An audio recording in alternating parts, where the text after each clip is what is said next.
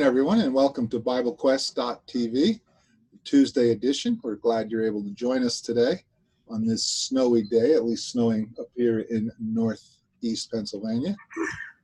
If you're joining the program through I just realized my lighting is off again. Let's see if we can get that better. If you're joining us through the Zoom app, we would like you to join the program by texting in your comments or questions about what we're talking about today or about anything you really want to ask. If you're coming in and watching us through the BibleQuest YouTube channel, be sure to put in your comments there, and we'll be monitoring those comments, and we'll add that to the program as well today. Jeff, good to see you today. How you doing on this snowy day? Great. Good afternoon. It's not so much snowy here as kind of slushy at this point. Yes, that time of day. We still have snow on the ground, but yeah, it's messy. Stephen, coming in from Harrisburg, Pennsylvania. You getting that kind of weather out there, Stephen? Yeah, same here. We have some leftover snow on the ground outside, but it's mostly slush at this point. So nasty out there. Yeah. Well, up here in Northeast, the northeast part of it, but nothing's gone to slush yet. Still just snow. Jonathan, our webcast engineer, is going to be here in the back end, monitoring all the platform programs and putting in your comments and things. Glad that Jonathan's here. And Scott, our program director, is with us. Hi, Scott. How you doing? I'm doing fine, Drew, and I'm looking at snow hanging from my front porch by about a foot and a half. So it snowed and then it iced, and now it's melting and just hanging down, and at some point will come crashing down in an avalanche. But otherwise, doing well. Okay, thanks for that description. Well, let me see here. Did I stop? Okay, we stopped the sharing screen. Good. I meant to do that before. Thank you, Jonathan. So let's start with a question that came in very early this morning to the program, and it's the question is, I live alone and I go to church on Sunday. In fact, this Sunday past, I just got baptized. My living alone, does this void or make my prayer requests less? And I think he meant like less valuable or less appropriate. Scott, why don't you go ahead and take that away? Well, what we'd like to do is ask the audience today to be thinking about what the Bible says about loneliness and being alone. What are some of the challenges of it? What can be some potential benefits from it? What are some things to keep in mind? It's a common condition that so many people will at some point, and often at many points in their lives, face. So be thinking about some biblical principles and texts along this line. We'll be talking about that and how that affects, as the question says, our relationship to God, or does it? And we'll go into several things on that in a few minutes. First, however, and so during these next few minutes, if you have some thoughts, comments, questions, Bible observations about loneliness, send that in. Drew can tell you how to do that. But while we're waiting on that, we're going to ask Stephen about his recent trip to Israel with his father and brother. Yeah, we just got back on Saturday from Israel, and it was a fantastic trip. We just did a self-guided tour for about 7 days, and it was my first time going, so that was a lot of fun. I'm going to share a screen here with some pictures, if I can get that up. while you're bringing that up, Stephen, one of the things I'd be interested in, if there was anything that you saw while there that just kind of brought to life what you had read in the Bible, that kind of helped you picture an event in the Bible more clearly, or better explain the meaning of something for you. Yeah, I'll get to that in just a minute. For me, I think the Garden of Gethsemane was one of those moments for me. But just a kind of quick overview, this is a picture of us outside of Jerusalem. You can see the Dome of the Rock on the Temple Mount there behind us. We also visited down south near the Dead Sea. This is near Qumran, where the Dead Sea Scrolls were discovered. I'm not actually in a cave in this picture. You are or are not? I am not. It's a little depression in the rock. I hoped it was a cave and crawled up there, but it wasn't very deep. So, what is a cave but a depression in a rock? That's true. So it was a very shallow cave, like maybe 10 feet Well, deep. wait, you're saying it was Iraq. I thought you were in Israel. Okay. So we also went to Masada. I ran away from that one. So we also went down to Masada, which is not a biblical site, but it was the last stronghold of the Jewish rebellion after AD 70. And it's that rock you see here in the background. This is the visitor center. That was spectacular. We also, this is a view from the top of Masada. You can see the basin of the Dead Sea. This is kind of the northern part of the Dead Sea, and then that southern part that sticks out at the bottom. It's dried up to where there's a land bridge there now. We also spent 2 days in Galilee. This is the Sea of Galilee, kind of the western and northern end of the sea. And I really enjoyed that area. There's a lot less modern stuff built up around there. And so you saw the land a little more like Jesus would have seen it. So we're looking kind of mostly south and southeast in that one of the most. Are we looking mostly kind of southeast or mostly south? So the other way, actually, can you see my mouse on the screen? Yes. This is the north end of the sea here. Oh, okay. So this is the western side. Over here would be the eastern side, what would have used to have been the Gentile side of the sea. So I'm kind of point to say Capernaum and Bethsaida roughly there for us? Capernaum would have been roughly in this area. Bethsaida over in here. Somewhere along this northern shoreline. I'm standing on Mount Arbel in this picture, looking down, and Magdala would have been down in this area where Mary Magdalene was from. Migdal, a larger modern city, is a little just off this picture to the left. So that gives you an idea. Nazareth would be almost directly behind me by about 45 minutes. So we went there, and on our way out, we stopped at Capernaum, which was just also spectacular, seeing the Roman ruins there at Capernaum. So there are several cool sites. Where's the water from? Is that from a rainfall that just occurred? Yes, there had been some rain, and so that's what the water's from. Although the Mediterranean Sea is just out there. I don't know if you can see it. The Mediterranean? Yeah, so Capernaum is, Caesarea. I meant to say, sorry about that. Two sea towns. Sorry about that. So yeah, this is Caesarea on the Mediterranean, not Capernaum on the north shore of Galilee. I've always heard, that the area over there is a lot more compact than we usually think. But if we were from Capernaum seeing the Mediterranean, that was a lot more compact. That would be something special, yes. So there were a lot of sites that made an impact on me down there. One of them was this.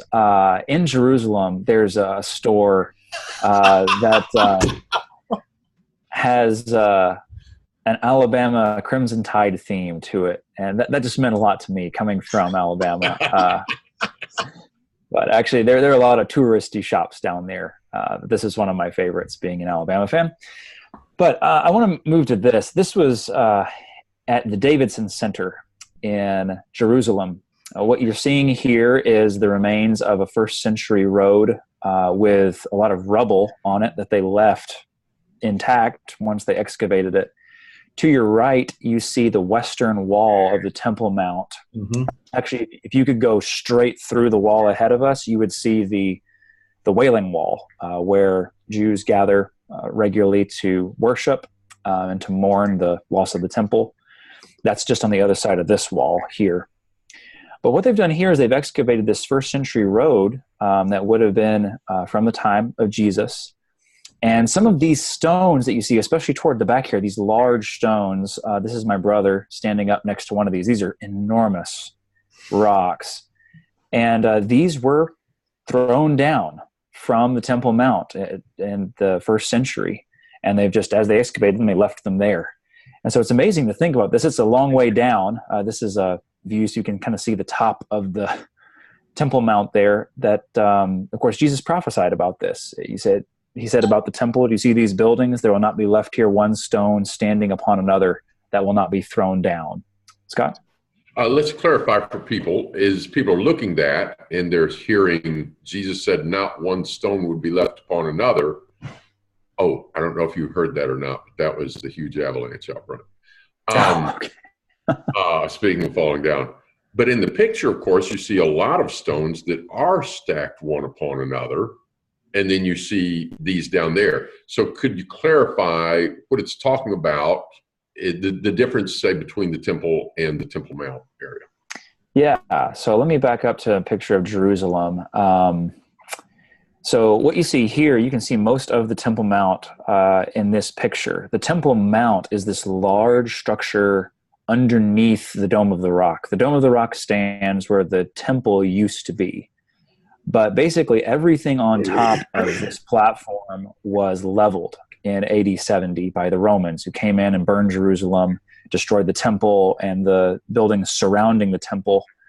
And since then, there's been a lot of changes. Now there's these gardens, these trees are up there. And of course, the Dome of the Rock, this Islamic mosque that stands where the temple used to be. But the Temple Mount itself continues to stand from the days of Herod in the first century. And there have been some modifications to it, but this is the same basic structure that's been there. So when Jesus talks about not one stone being left on another, that was very true of everything on top of the Temple Mount, of course, of the temple itself. Particularly the temple itself, yes. So the wall that we're seeing there is Herodian? I believe so. I'll have to double check my sources on that. But this Temple Mount is what Herod the Great had built and expanded on the temple itself. When the Jews mention in the first century, it took 46 years to build this temple. Would you destroy it in 3 days? They're talking about the broader temple complex, the Temple Mount, and all the additions, Solomon's porch, and all that Herod had been working on. Not just the temple itself as we think of it. If I remember correctly, that whole area, that big platform area, I think is about like 16 football fields. It's huge. And on top of it would have been where there would have been an area where, for example, the Sanhedrin met. There would be area where Gentiles could be, Roman soldiers and Gentiles and stuff. And then as you get closer to the temple, which would have been more near the Dome of the Rock there would have been that low wall that a Gentile couldn't go past going into, and then in the temple itself, you would have the temple. Yeah, so I think that's helpful for people to understand. The Wailing Wall and the Western Wall is not part of the actual temple, the Holy of Holies and the holy place and such. It's this large platform underneath. Mm-hmm. Yeah. And what's interesting is in the New Testament, sometimes they'll say the temple and not be talking about what we think of, the holy place, the most holy place, where only the priest could go. They're talking about the whole temple complex, but they'll just say the temple. And you have to use context to figure out what they're talking about. Exactly. This is a picture to illustrate a little. Uh-oh, Stephen, you hit your mute button. I didn't hit mute, but. Oh, interesting. Okay, but now we hear you. So you were about to describe this picture. Okay? Yes. Yeah. Okay, very good. So this is a first century model. It's a model of first century Jerusalem. And so you can see where the temple would have stood. And again, here's that Temple Mount underneath. Everything up above here was destroyed. But we still have this lower part. And let me show you this. This is another view from the Davidson Center. This is the southern wall of the Temple Mount. Here's kind of the top of it here. And if you see here, there's the top of an arch that is remaining. And this would have been from the first century as well. It would have been this area right here. These gates at the southern end of the temple complex would have been where people entered and exited the Temple Mount. And so Jesus himself would have, at some point, walked on these steps as he went to and from the temple in the first century. So it's cool to think about Jesus having walked in this area. Now, these steps have been covered over since the first century, but this is right where those steps were in the first century. A couple other places that made an impact on me were to see, for me, places that are the most authentic. These are first century ruins of a synagogue at Magdala. Again, right there off the Sea of Galilee. And Jesus is not recorded as having specifically taught at Magdala, but it talks about him going throughout the towns of Galilee, which would have almost certainly included Magdala. This may have been where he met Mary Magdalene, or perhaps cast 7 demons out of her. We don't know where that was. But you can see here the typical format of a first century synagogue, where the speaker would be in the middle near where this box is, and the listeners would be seated on steps around the center of the synagogue. And so it's very likely that Jesus taught in this synagogue. This is a picture from Capernaum, not Caesarea, where there's a 4th century synagogue that's built directly on top of a 1st century synagogue. And we know from Scripture that Jesus taught in the synagogue at Capernaum. So the black stone that you see underneath is that same foundation of the synagogue that Jesus taught in. And they later built this 4th century synagogue on top of it, which I kind of wish they left the first one. But it's cool to see that this is a place that Jesus stood. He would have taught in this very spot. And this is the Garden of Gethsemane. I'll wrap up with this one. If y'all have any questions, we can talk about those. The traditional spot where Jesus prayed is in the Church of All Nations. Just behind this, you can see the top of the building right here. But to see the place where Jesus would have been, we don't know exactly where he prayed, but this would have been a place that he and his disciples came frequently. And where Jesus, of course, on the night before his death, was praying fervently with tears to the Father. And it's just moving to think about this place as Jesus came there in the evening after the Passover and was pleading with the Father, if it's possible, let this cup pass from me. Nevertheless, not my will, but yours be done. So that was one of the more thought-provoking places to visit on my trip. Do you have any thoughts, comments, questions on that? No, I'd just like to go someday. Thanks for sharing that with us. It's fantastic. I highly recommend it. It is. I do think about the Garden of Gethsemane and when Judas is going to identify Jesus with a kiss. Of course, Jesus has been teaching in the temple every day for a week, and not to mention all the teaching publicly he's done for the last 3 years. And you wonder, why did they need somebody to identify Jesus for them? But it's at night, and it's in the shadows of these olive trees. And he perhaps wearing, a hood. And so you would need somebody who knew him intimately, who could recognize him in the dark to point him out to the others. Mm-hmm. Very good. So, wrap up my screen share there. And of course, while he's there, and this will make a segue into our question, the night before he got out to Gethsemane, at the end of John chapter 16, Jesus said, the disciples said, "We believe in you." He said, "You believe?" He said, "You're all going to leave. You're all going to leave me alone. And yet I am not alone. The Father is with me." So let's turn our attention to the question that was asked: does being alone, does that hinder our prayers and such? And we've got some good comments that have come in. We'll be reading in just a moment. But let's begin with just answering the question. Here's a person and they are alone. Does that hinder their prayers to God? And maybe we'll begin with just this. Do you ever recall a prophet who felt alone? And somebody tell us about that. Well, I know where you're going, but I'd like to just take that first one question head on. Does it hinder our prayers to be alone? If so, Paul the Apostle, his prayers were hindered. I don't think we'd come to that conclusion. Right. But Elijah felt alone. Yeah. And Noah, I mean, out of the whole earth, it's just Noah and his family. And yet, instead of that hindering his prayer, he found grace with God. And it's a little bit like sometimes, everybody's mother said, if everybody jumped off the bridge, would you? Mm-hmm. And if you go the way of the majority, that's going to hinder your prayers. But if you're with God, that's where you need to be. That's right. And I think about Elijah there in 1 Kings 19, where he feels alone. And he's just, what's interesting about 1 Kings 19 is it's right after the showdown with the prophets of Baal, in which the Lord has just sent fire from heaven and consumed the sacrifice and the stones of the altar and the water around the altar, and shown by this incredible miracle that he is God, that Baal is not God.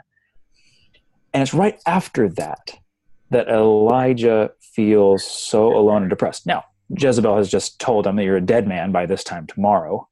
And so he's got reason to be afraid, but he runs out and he flees out to Horeb, or Mount Sinai, the mountain of God. And there the Lord meets him. And there's the earthquake, the wind, the fire. The Lord is not in those things. And then there's a gentle breeze, some translations put. And the Lord is there with Elijah. And he hears his cry, and he answers him and tells him that he's not as alone as he thinks he is. But there in 1 Kings 19, Elijah says a couple of different times, they've killed your prophets with the sword, and even I only am left, and they seek my life to take it away. And in verse 18, the Lord says, yet I will leave 7,000 in Israel, all the knees that have not bowed to Baal, and every mouth that has not kissed him.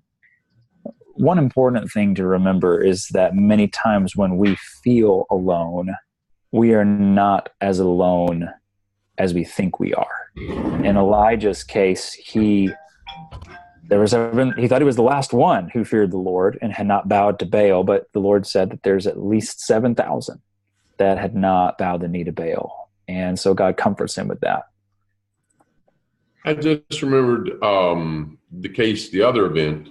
Look up 2 Kings 6, I think, Elisha. And you remember the foreign army comes and they're all around and his servant is all concerned.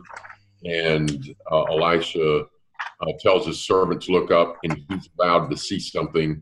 And what does he see? And what's the famous statement made there? So if you're looking just with a natural eye, here's the prophet, here's you, the servant, and there's all these. Open his eyes that he may see that those that are with us are more than those that are against us. Yes. Mm-hmm. Yeah. So one person with God is a majority. Is maybe another way to look at it. And that's so important. Mm-hmm. Go ahead, Drew. The question is dealing. I think that you can really look at it from 2 points of view. Being alone, does that hinder our relationship with God? And obviously you're pointing out, no, it doesn't. But the other thing is the feeling or the sense of feeling alone, being alone. You can have a sense of loneliness whether you're with someone or not, right? I mean, and so there's another aspect of it, and I'm not sure if the question from the viewer was looking at it from that point of view, but loneliness is a very lonely thing to experience. You think about that. You can feel alone even if you're in a crowd. And yes. Sometimes that comes from being misunderstood. Sometimes it comes from being the only person who knows about something. And I wonder how many times Jesus must have felt that way in coming to this earth. And even in the midst of lots of people, he's the only one who knows what's really going to happen. And having to face his death, his crucifixion, and he tells them multiple times, "I'm going to be killed, and on the third day I'm going to rise again." And they don't understand. I'm sure our Lord at times dealt with loneliness here. And Jesus, speaking of Jesus, how alone did he feel on that cross? Yeah. Let's take a look at some of the comments that have come in here. In some ways, a person living alone has more flexible time and opportunities to serve God and his or her brothers and sisters and others, 1 Corinthians 7:34. And recall, this is where in 1 Corinthians 7, Paul is discussing marriage and celibacy. He says, you don't need to be celibate. Let each man have its own wife and each wife her own husband. But he pointed out he didn't choose to be married, and he preferred that, and he mentioned the advantage of it. His interest wasn't divided, so he had more time to give undivided attention to things of the Lord and the kingdom.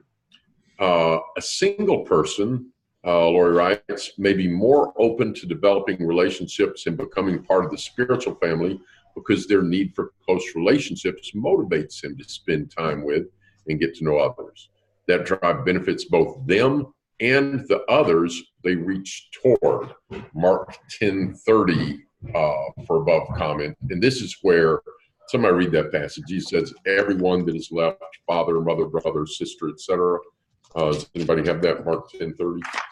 Yeah, I've got it here. Go ahead, Drew. Truly, in verse 29 it says, truly I say to you, there is no one who has left house or brothers or sisters or mother or father or children or lands for my sake and for the gospel, who will not receive 100-fold now in this time, houses and brothers and sisters and mothers and children and lands with persecutions, and the age to come, eternal life. Very good. I think about the fulfillment of that even people who don't have a physical family or who may be alone in their family as a Christian, there are so many people who are the only Christian in their family. They gain a family in the church. They gain a family in God's people. And what a blessing that is that Jesus talks about here. One of the down payments of heaven, so to speak, before we're together with God's people in eternity. Being together with his people here is one of the great things that lets us know we're not alone. Let me read a passage here from Acts 9. This is about Tabitha, Dorcas. The word means gazelle, actually. This is in Acts chapter 9, verse 36, and this ties into part of Lori's comment there, perhaps. There was in Joppa a disciple named Tabitha, which translated means Dorcas. She was full of good works and acts of charity. In those days she became ill and died. When they had washed her, they laid her in an upper room. Since Lydda was near Joppa, the disciples, hearing that Peter was there, sent 2 men to him, urging him, please come to us without delay. Peter rose, went in with them.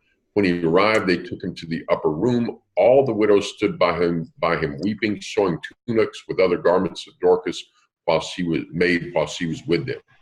Peter put them all outside and knelt down and prayed. Turning to the body, he said, Tabitha, arise. She opened her eyes. When she saw Peter, she sat up. He gave her his hand and raised her up, and calling the saints and widows, presented her alive. And it became known throughout all Joppa. And what I'd like to just note here along with this, Luke doesn't mention anything about her family. When Jesus goes and raises Jairus' daughter from the dead, you read about Jairus.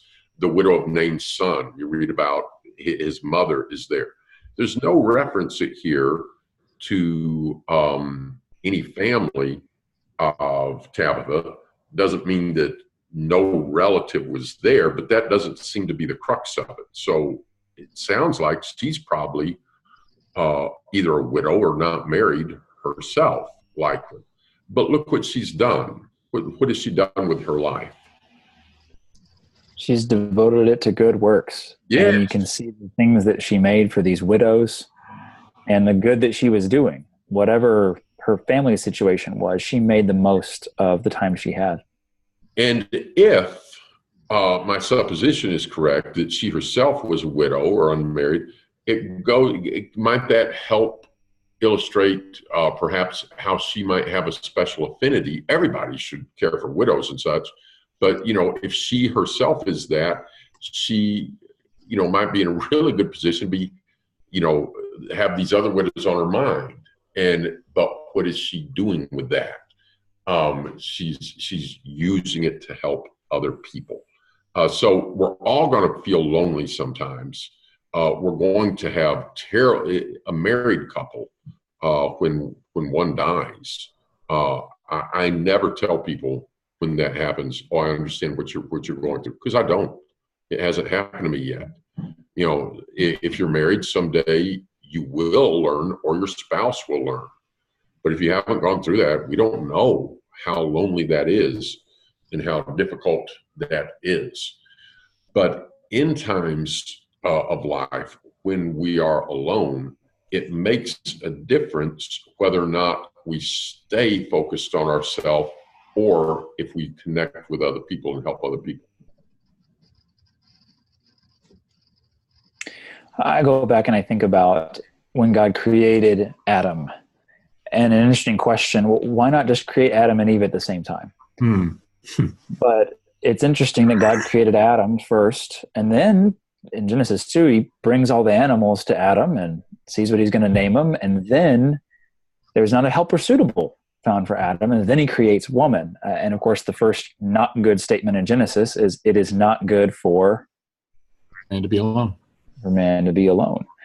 And of course, that's true of marriage, but that's also true in general. God created us for companionship. He created us to connect with other human beings, because God was with Adam there in the garden. But there was a part of Adam that was unfulfilled until there were other human beings for him to be with. And that's significant as we think about struggling with loneliness, is that is something that is natural for us to feel. God created us for companionship, and when we feel lonely, we realize it's not good for man to be alone, and that's a natural thing to want to be around other people. And of course, there's different levels of loneliness. Drew put here in a comment that being single is different than being alone. I don't know, Drew, if you had anything to expound on with that. Well, yeah. When I remember being single, I felt alone at times, but in another occasion, after being married for so long and then losing my wife, then I really felt lonely.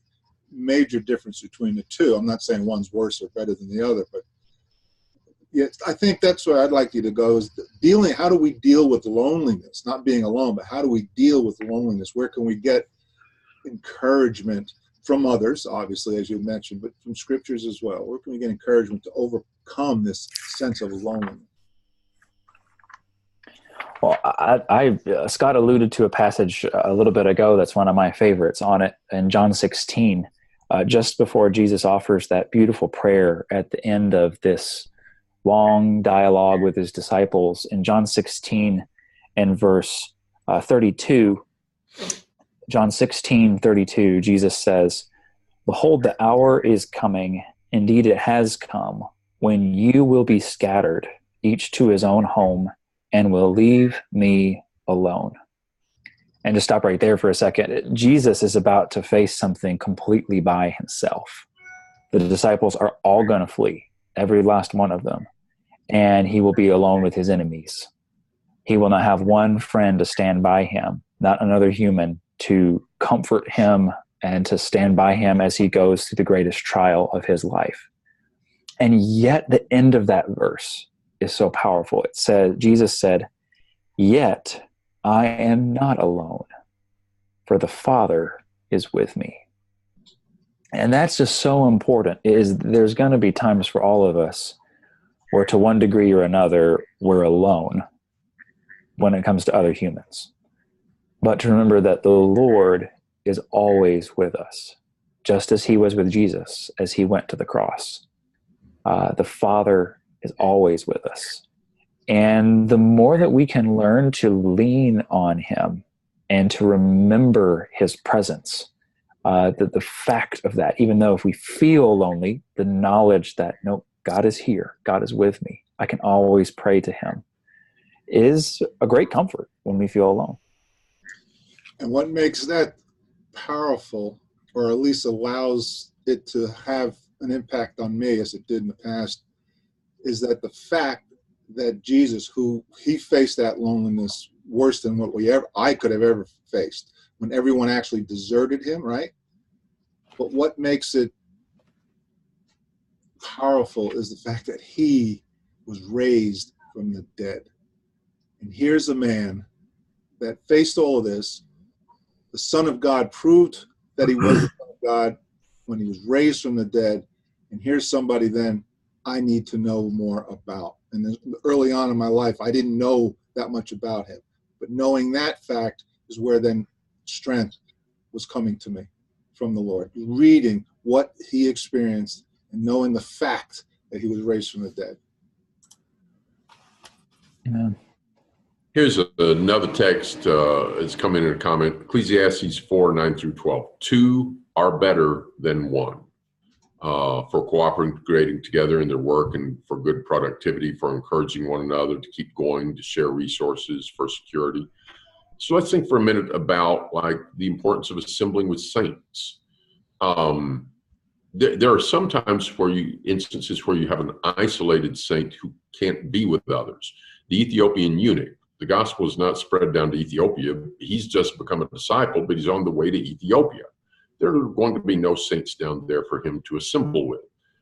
John gets exiled to Patmos. Perhaps there were other disciples exiled with him, or that could go with him. Perhaps not. We may find ourselves separated from other brethren, but in a spiritual family, which is a different thing than our physical family. But Mark 10 has already been mentioned. Jesus knew that some people are going to, for the gospel's sake, lose relationships with their physical family. He said, but you're going to gain it in the kingdom. You'll gain brothers and sisters, fathers and mothers, etc. And listen to this passage from Hebrews 10, verse 24. Let us consider one another to provoke unto love and good works, not forsaking our own assembling together, as the custom of some is, but exhorting one another. Why is that so important? So you can be alone. You can be Elijah and not know those other 7,000. You can be Noah, and it's just your family, you and your family on the boat. But you'll see sometimes people that don't want to associate with other Christians, and they say, well, I'll just go out in the woods and I'll be okay by myself.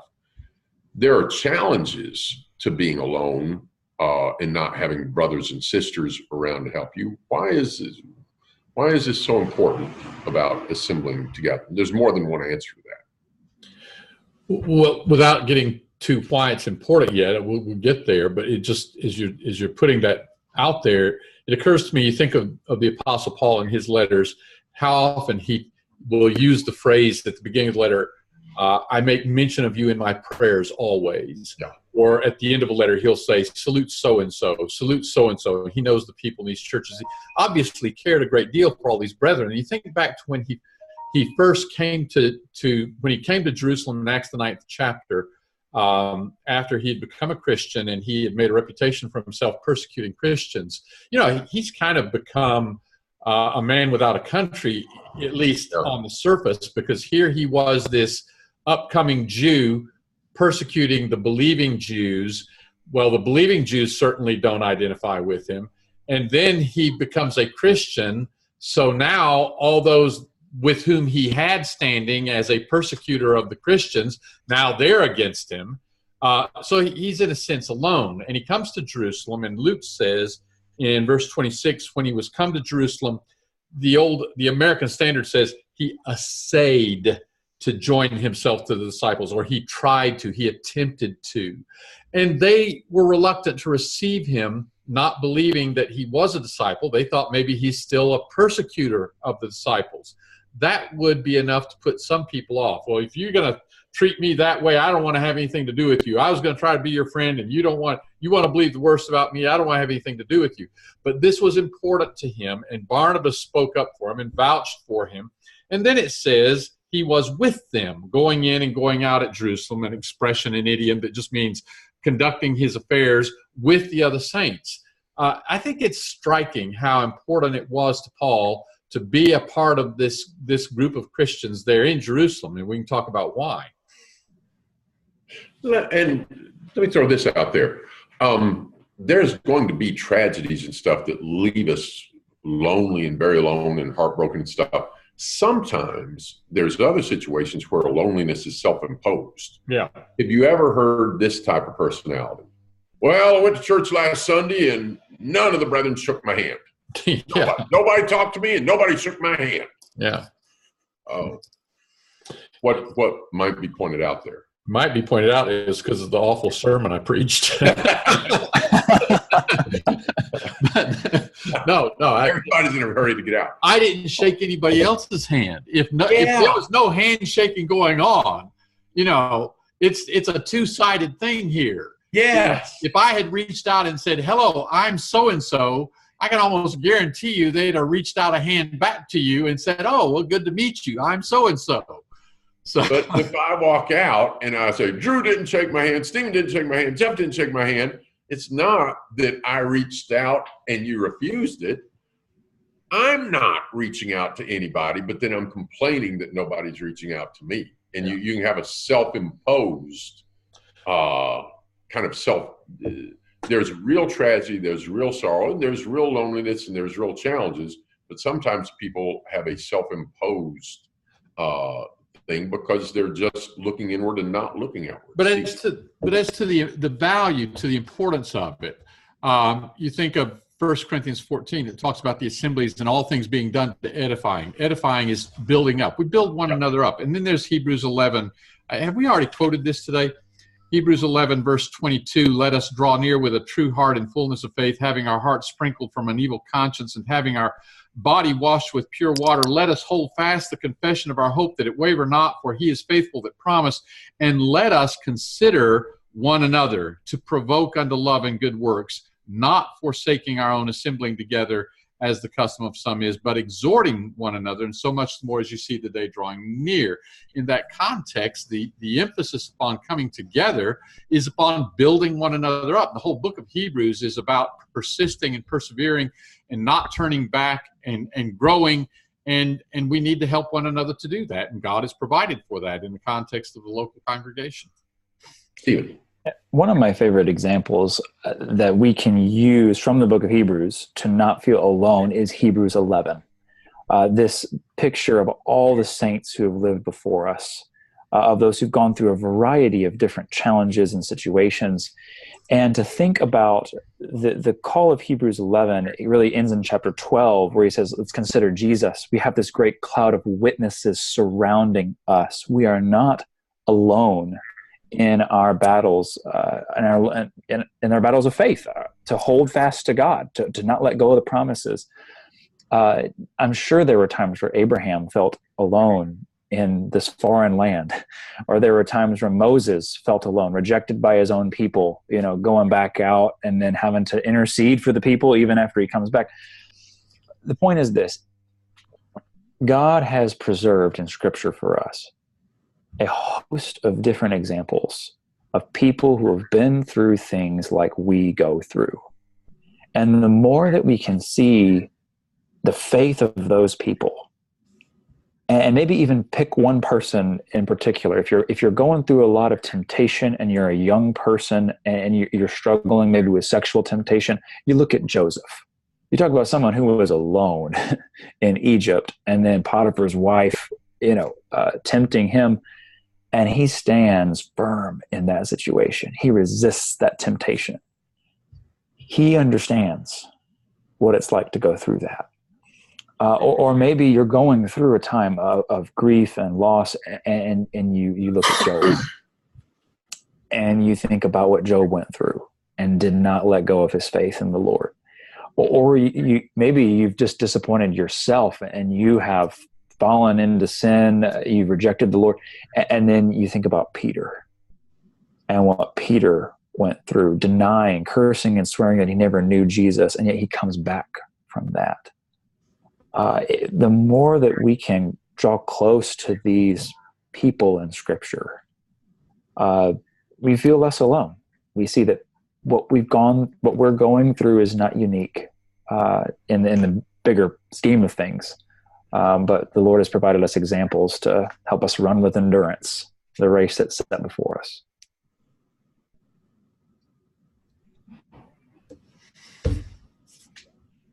Thoughts, comments?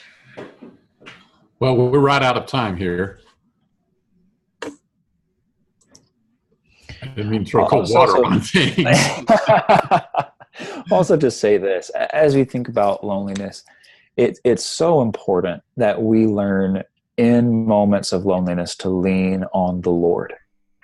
There are going to come times in all of our lives, and namely at the end of our life, when we face death, unless the Lord comes back first. Death is something that every person has to face by themselves. And the Lord is still with us in that moment. There's a hymn, or go ahead. Oh, go ahead. There's a hymn that says, and soon in solemn oneness, the river must be passed, and talking about the river of death. But you will never leave me, and though the waves roll high, I know you will be near me and whisper, it is I. Very good. Very good. Thank you so much, gentlemen, for your input, comments. Thank you for from the audience for your questions and comments and thoughts. We want to invite you to always ask questions. We want to talk about things that are on your mind relating to the Bible. Go to www.BibleQuest.tv, fill out the form. Anytime during the week, you can fill out the form for questions there, and we'll get them. Or you can, during the live program, text them in a number of different ways. If you're listening from the recorded podcast, we invite you to go to the website as well, BibleQuest.tv, and fill in any questions or comments you'd like to have the panelists discuss. Gentlemen, any other thoughts before we close it down? Thank you. Thank you.